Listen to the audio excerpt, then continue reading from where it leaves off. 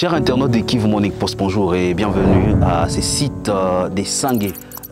À ce niveau, on a pu enterrer 150 personnes. Quand on parle de ce qui s'est passé à l'est de la République démocratique du Congo, il est important qu'on passe sur cette route, quand on va vers Uvira, d'observer même une minute de silence en mémoire de Congolais qui ont péri dans un incendie dans les territoires d'Uvira. La République démocratique du Congo vient d'être endeuillée suite à l'explosion d'un camion-citerne qui contenait des litres d'essence à Sangué. Une catastrophe qui a causé la mort de plus de 200 compatriotes habitants de cette localité du district d'Uvira dans la province du Sud Kivu. Plusieurs dons ont été libérés, mais qui n'ont pas été bénéfiques pour les familles des rescapés. Ici, il y a des fosses sceptiques où on a enterré plus de 150 Congolais. Et dans cette émission, nous allons essayer de parler avec un habitant d'ici pour comprendre depuis 2010 et jusqu'à aujourd'hui, en 2024, c'est quoi la situation des victimes.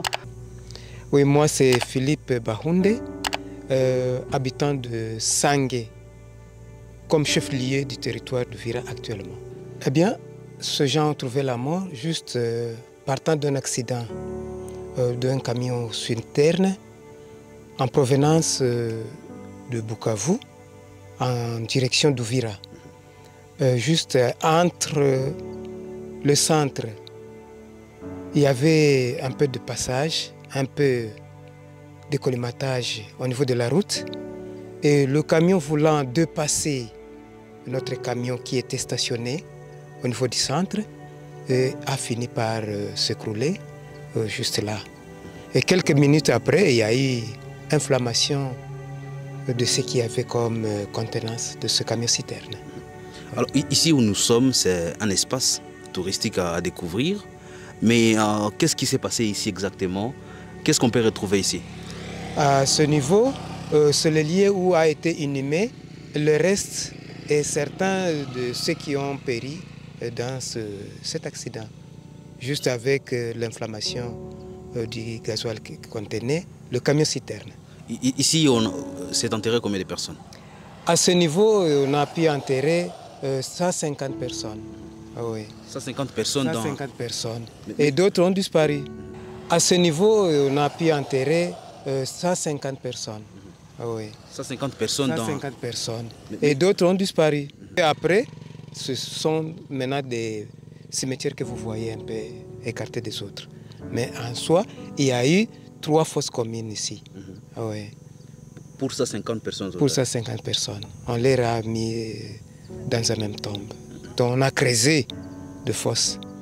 Et les restes ont été ensevelis dans ces fosses. Mais vous êtes habitant des Sangué depuis 2010 jusqu'à aujourd'hui. Comment vous vivez avec cette situation?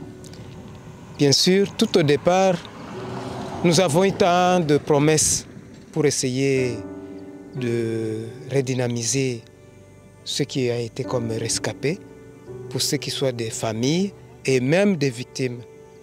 Cependant, plusieurs dons ont été libérés, mais qui n'ont pas été bénéfiques pour les familles des rescapés. À ce niveau, on peut dire que les rescapés du drame du 2 juillet 2010 aujourd'hui sont dans l'oubliette? Je vais bien. Je vais bien. Comment vous expliquez ça? Je m'explique en disant qu'ils sont dans l'oubliette du fait que, après avoir reçu tant de dons, le gouvernement a presque oublié ces gens. Il leur a laissé à la merci de leur souffrance.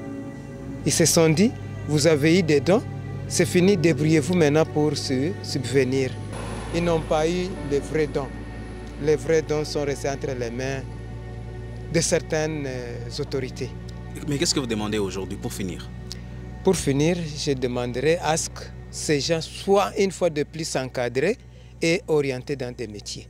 Parce qu'il y a tant de rescapés. À cette époque, ils étaient de petits enfants et de jeunes, mais actuellement sont à l'âge de la force où ils peuvent maintenant faire quelque chose. Merci beaucoup. Il y a beaucoup de choses à découvrir. Ça, c'est le site des Sangué, les drames du 2 juillet 2010. Merci à vous de l'avoir suivi.